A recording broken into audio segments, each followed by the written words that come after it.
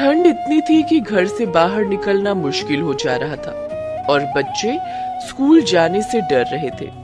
लेकिन उनके डर की वजह सिर्फ ठंड नहीं थी, वो बच्चे क्लास टीचर सीमा मैडम के खौफ में थे। एक दिन पहले स्कूल में कुछ ये हुआ था। सभी ने होमवर्क किया कि नहीं? हाँ मैडम, किया है। ठीक है, मैं एक एक करके चेक करूंगी और गलती होने पर मैं सजा दूंगी। ये सीमा मैडम की दूसरी क्लास थी। सीमा मैडम ने एक दिन पहले ही स्कूल में नया नया ज्वाइन किया था। सभी बच्चों ने सोचा था कि सीमा मैडम बाकी टीचरों की तरह अच्छी ही होगी। लेकिन सीमा मैडम ने जब होमवर्क चेक करना शुरू किया तब सभी को उनकी असलियत के बारे में पता चला। राजू, मोती, चुटकी और मीना, तुम लोगों को सजा मिलेगी। लेकिन क्यों मैडम? क्योंकि होमवर्क में गलती है। तुम चारों यहाँ लाइन लगाकर खड़े हो जाओ। चारों लाइन में खड़े हो गए। उन्होंने सोचा कि सीमा मैडम ज्यादा से ज्यादा मुर्गा बनाएंगी या तो 2 थप्पड़ मारेंगी। लेकिन सीमा मैडम के दिमाग में तो कुछ और चल रहा था। बाहर बर्फ गिर रही थी।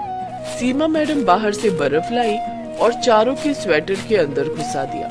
इतनी कपकपाती ठंड में स्वेटर के अंदर बर्फ जाने से चारों के चारों जोर जोर से चिल्लाने लगे। बहुत ठंडा है। मैडम, मैडम बर्फ निकाल लीजिए मैडम, हमसे और गलती नहीं होगी। लेकिन सीमा मैडम ने हंसते हुए कहा, बर्फ तो मैं नहीं निकालूंगी और कोई नहीं निकालेगा। ये सजा याद रहनी चाहिए, तब जाकर तुम लोग सुधरोगे। और हाँ, ये बात अगर घर पर किसी को बताई तो और ज्यादा सजा मिलेगी। सारे बच्चे बहुत डर गए। राजू, चुटकी, मोती और मीना चारों ठंड से कांपते हुए अपनी अपनी जगह पर बैठ गए। क्लास खत्म होने के बाद सीमा मैडम बाहर चली गई। तब बाकी बच्चों ने चारों के स्वेटर से बर्फ निकाल दिया। उनको थोड़ी सी राहत मिली। लेकिन तभी सीमा मैडम वापस आ गई। किसने निकाला बर्फ? किसने किया? किसी ने उत्तर नहीं दिया। मेरे मना करने के बावजूद तुम लोगों ने स्वेटर से बर्फ निकाला। तुम सब सजा के ही लायक हो, सबको सजा मिलेगी। ये बोलकर सीमा मैडम ने सभी के स्वेटर में बर्फ घुसा दिया और शाम तक घर लौटते लौटते सभी को जुकाम हो गया। राजू की माँ सुनीता कहने लगी, क्या हो गया बेटा? सुबह तक तो तू ठीक था, अचानक से जुकाम कैसे हो गया तुझे? राजू सब कुछ सच सच बताने जा ही रहा था, लेकिन तभी उसे सीमा मैडम की बात याद आ गई। और हाँ, ये बात अगर घर पर किसी को बताई तो और ज्यादा सजा मिलेगी। ये सोचकर राजू डर गया और उसने अपनी माँ से कहा, माँ, वो बाहर बहुत ठंड है ना, ऊपर से बर्फबारी भी हो रही है, इसलिए ठंड लग गई है। मैं कल स्कूल नहीं जाऊंगा। नहीं जाएगा? लेकिन क्यों बेटा? थोड़ा सा जुकाम ही तो है। नहीं माँ, जुकाम ठीक होने के बाद ही स्कूल जाऊंगा। नहीं बेटा, एग्जाम सर पर है, अभी स्कूल जाना ही होगा। सुनीता ने राजू की बात नहीं मानी। उसने सोचा कि राजू छोटा है इसीलिए बहाना बना रहा है। अगले दिन राजू स्कूल गया। बाकी बच्चे भी स्कूल आ गए। वो सभी सीमा मैडम के खौफ में थे। आज भी सीमा मैडम आएंगी और हमसे कुछ ना कुछ करवाएंगी। मुझे तो बहुत डर लग रहा है, पता नहीं आज क्या होगा। कुछ देर बाद सीमा मैडम क्लास के अंदर आई और कहा, बच्चों, आज पढ़ाने का मूड नहीं है, आज मैं आराम करूंगी। राजू, चुटकी यहाँ आओ और मेरे पैर दबा दो। सीमा मैडम कुर्सी पर बैठ गई। राजू और चुटकी पैर दबाने लग गए। अरे अच्छे से दबाओ, ताकत नहीं है क्या? मैडम, मुझे जोर की भूख लगी है। तुम लोग टिफिन लाए हो ना? हाँ मैडम, लाए हैं। हाँ तो एक एक करके मेरे सामने टिफिन ले आओ। जिसका खाना मुझे अच्छा नहीं लगेगा उसे सजा मिलेगी। ये सुनकर डर के मारे सभी बच्चों के हाथ पैर ठंडे पड़ गए। बच्चों ने अपना अपना टिफिन लेकर लाइन बना लिया। लाइन में सबसे आगे टीना थी। उसने सीमा मैडम को टिफिन खोल कर दिया। उसमें पूरी सब्जी और गाजर का हलवा था। अरे वाह, पूरी सब्जी और गाजर का हलवा, बहुत बढ़िया, खा कर देखती हूँ। सीमा मैडम ने पूरी सब्जी और गाजर का हलवा खाया और फिर उंगलियां चाटने लग गई। बहुत स्वादिष्ट था खाना। टीना, तुम बैठ सकती हो। उफ, आज तो बाल बाल बच गई। उसके बाद मीना टिफिन लेकर आई। उसकी माँ ने पोहा बनाकर दिया था। टिफिन खोलते ही सीमा मैडम ने मुंह बना लिया। अरे छी छी छी, सारा मूड खराब कर दिया। पोहा कौन खाता है यार? पोहा क्यों लाई है? मीना डर डर कर बोलने लगी। मुझे पोहा पसंद है मैडम, इसीलिए माँ ने बना कर दिया है। पोहा कितना सूखा होता है, पोहा नदी में फेंक दो तो नदी का पानी ही सूख जाएगा। मीना मन ही मन सोचने लगी, हाय आज तो मर गई, मैडम को पोहा पसंद नहीं है। मीना तूने मेरा मूड खराब किया है, मैं तुझे सजा दूंगी। मीना ने तुरंत रोते हुए सीमा मैडम के पैर पकड़ लिए। मुझे माफ कर दीजिए मैडम, मुझसे गलती हो गई, कल से मैं पूरी हलवाई लाऊंगी। लेकिन सीमा मैडम को तो सजा देकर मजा आता था। उन्होंने मीना को बाहर भेजा और बाहर से एक बर्फ का बड़ा सा टुकड़ा लाने के लिए कहा। मीना ने वही किया। वो अपने हाथों से एक बड़ा सा बर्फ का टुकड़ा उठाकर अंदर ले आई। उसने सोचा यही उसकी पनिशमेंट थी, लेकिन सीमा मैडम इतनी आसानी से छोड़ने वाली थोड़ी थी। उन्होंने कहा, मीना अब अपना जूता उतार और उस बर्फ के टुकड़े पर खड़ी हो जा। क्या?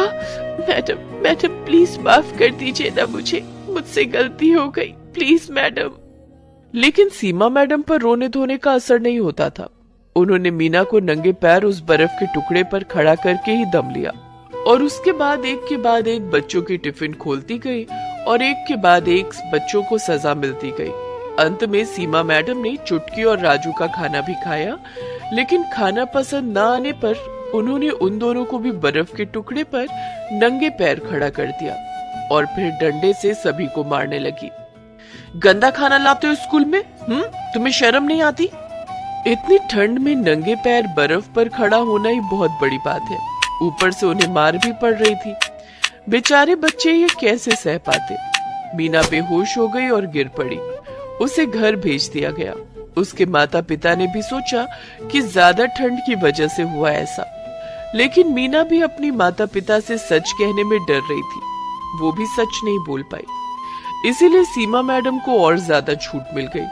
वो हर रोज बच्चों पर अत्याचार करने लगी। कभी वो बच्चों पर ठंडा पानी छिड़कने लगी तो कभी ठंड में क्लास का पंखा चलाने लगी। इससे सभी बच्चे परेशान हो गए। 1 महीना ऐसे ही बीत गया। स्कूल प्रिंसिपल को कुछ भी पता नहीं चला और 1 महीने से ये सब सहते सहते बच्चे परेशान हो गए। हमें कुछ करना होगा, ये सब कब तक चलता रहेगा? लेकिन हम क्या करेंगे राजू, मैडम बहुत शातिर है। हम बाहर कुछ भी बोलेंगे तो कौन हम पर यकीन करेगा? हाँ, मम्मी पापा सोचेंगे कि हम स्कूल न जाने का बहाना बना रहे हैं। हाँ, ये सही कहा, हमें दिमाग लगाना होगा। राजू घर चला गया और उसी दिन विदेश से उसके चाचा लौट आए। उन्होंने राजू को एक पेन दिया। ये क्या चाचा, आप विदेश से मेरे लिए केवल एक पेन लाए हो? ये ऐसा वैसा पेन नहीं है राजू बेटा, ये देख, इसमें कैमरा है, लिखने के साथ साथ सब कुछ इसमें रिकॉर्ड भी होगा। ये सुनते ही राजू के दिमाग की घंटी बजने लगी। अगले दिन वो पेन लेकर स्कूल चला गया और अपनी जेब में पेन को रख दिया। पेन का ऊपरी हिस्सा बाहर निकला हुआ था और उसी हिस्से में कैमरा लगा हुआ था। आज भी रोज की तरह सीमा मैडम सबको डांटने मारने लगी और अंत में वो रोज की तरह सबको सजा देने पर उतर आई। उन्होंने आज तो हद ही पार कर दिया। उन्होंने सभी बच्चों को बाहर बर्फ में निकाल दिया और बर्फ पर सुला दिया। कुछ देर बाद क्लास में लौटने के बाद सभी बच्चे खांसने छींकने लगे और 10-12 बच्चे बेहोश हो गए। प्रिंसिपल दौड़कर आए और उन्हें अस्पताल में भर्ती किया गया। सभी बच्चों के पेरेंट्स अस्पताल चले आए। लेकिन ये सब हुआ कैसे? हाँ, सभी एक साथ बीमार कैसे पड़ गए? सीमा मैडम पास ही में खड़े होकर हंस रही थी। तभी राजू ने कहा, ये सब सीमा मैडम की वजह से हुआ है। क्या? मेरी वजह से? क्या बोल रहे हो तुम राजू?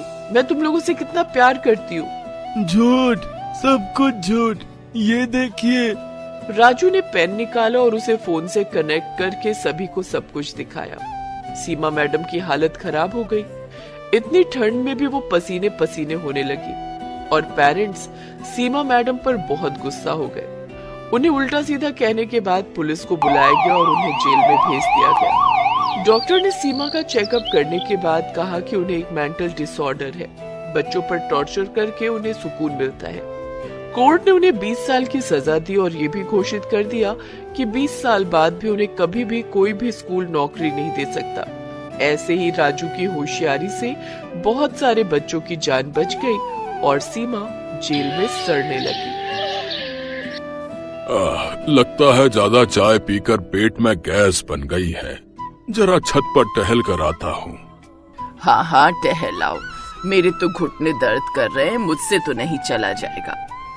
श्यामलाल जल्दी से छत पर जाता है और अपना फोन निकालकर एक लड़की से बात करने लगता है।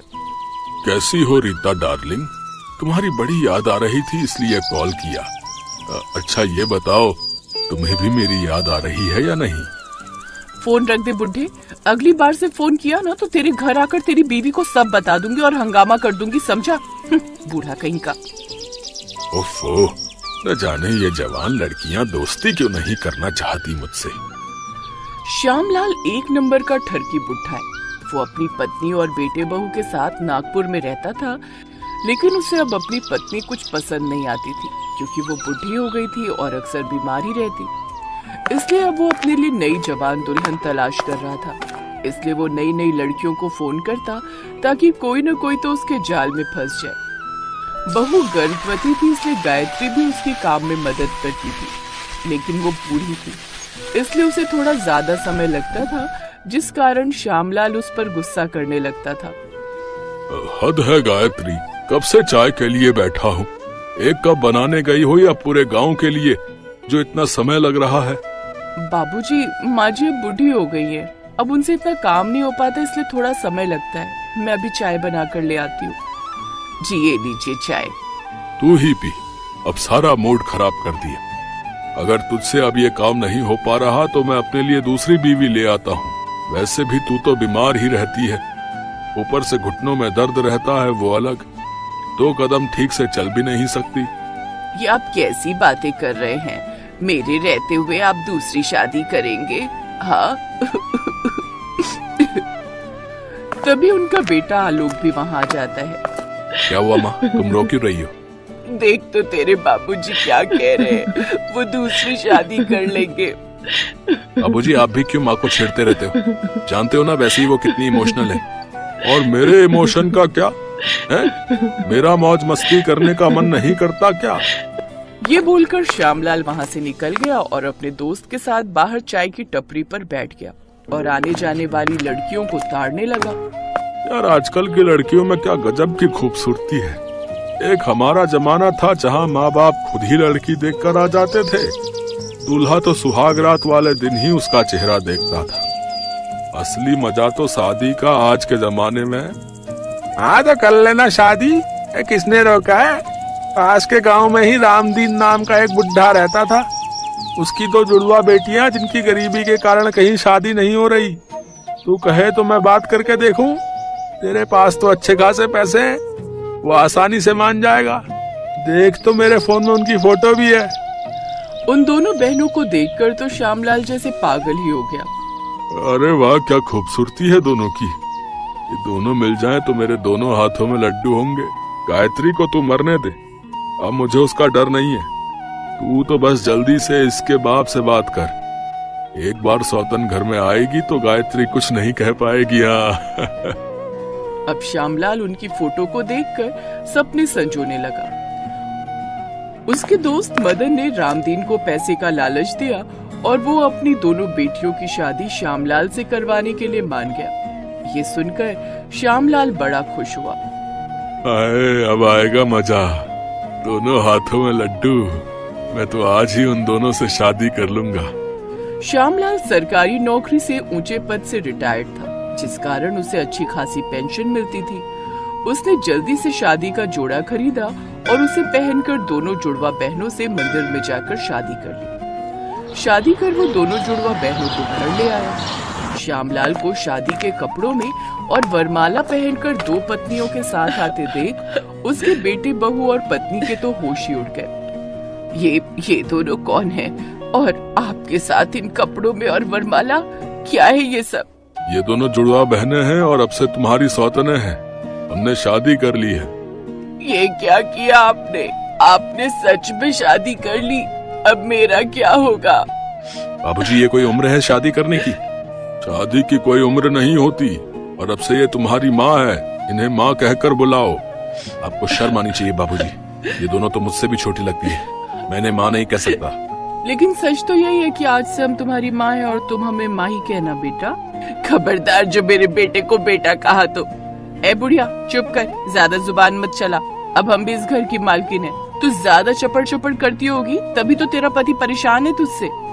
बिल्कुल सही कहा तुमने, देखा बुढ़िया कितनी समझदार है, ये पहले दिन ही मुझे कितना समझ गई। चलो डार्लिंग, अब अंदर चलो। अरे बुढ़िया, आज हमारा बिस्तर सजा देना, आज मेरी जुड़वा पत्नियों के साथ सुहाग रात है। चलो डार्लिंग। गायत्री फूट फूट कर रोने लगी। अब अगले दिन से उन दोनों बहनों ने अपने रंग दिखाने शुरू कर दिए। ए चल उठ, बैठी क्या है, जल्दी से पोछा लगा। लेकिन मैं माँ बनने वाली हूँ और मुझे पोछा लगाने में दिक्कत होती है। एक दूंगी ना रपटा तो अच्छे से समझ आ जाएगा। चल जल्दी से पोछा लगा। और तू बुढ़िया, तू जाकर सबके लिए खाना बना। अब वो इसी तरह उन दोनों से काम लेती।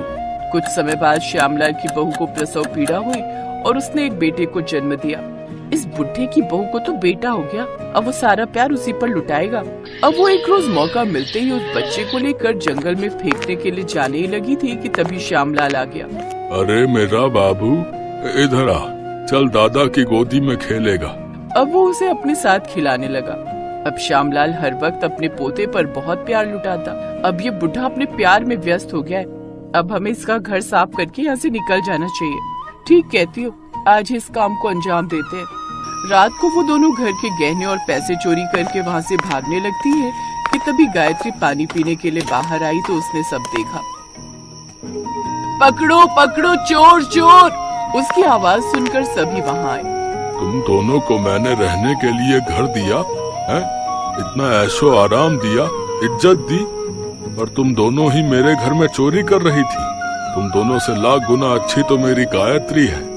श्यामलाल ने उन दोनों को पुलिस के हवाले कर दिया और गायत्री से माफी मांगी।